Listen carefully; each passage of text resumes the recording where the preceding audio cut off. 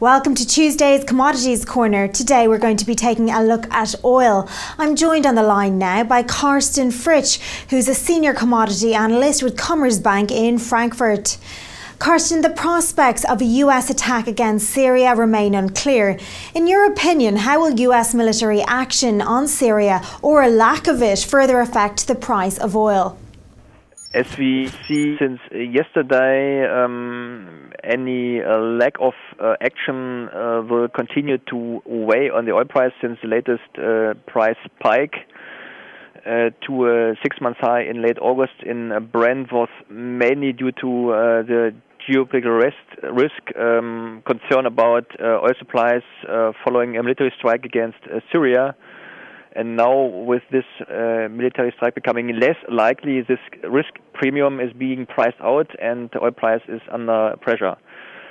Should a military strike take place, then of course the oil price would rise again and test or even exceed the level from late August. Okay, and there has been some sign of progress in resolving the Libyan crude oil output disruption, and global oil market has been coping with a loss of additional supplies from Libya. How much of an effect do you think this is having?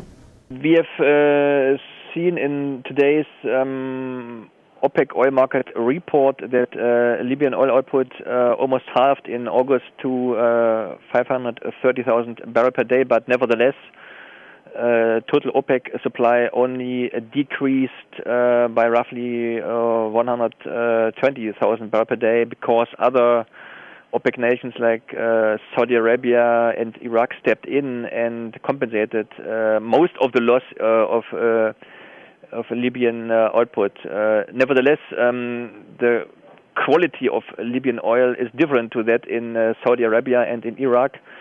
So there's a shortage of high-quality oil, of light oil, which tends to support the Brent price because of the similar characteristics and the close relationship to the European markets. And finally, the decline in oil prices occurred despite some signs of a global economic recovery in China and Japan, which would stoke oil demand. Do you think the latest data from China, which was quite positive, is a sign that oil prices are set to rise?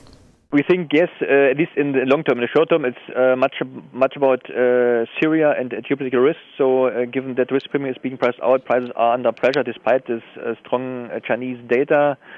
But once the dust has settled and focus back on fundamentals, these strong data out of China should support the oil price and lead to higher prices in the medium to long term. Carsten, many thanks for that, and thanks for joining us today. And that's all we have time for now, but do check back later for further updates and interviews from the TV team. Bye for now.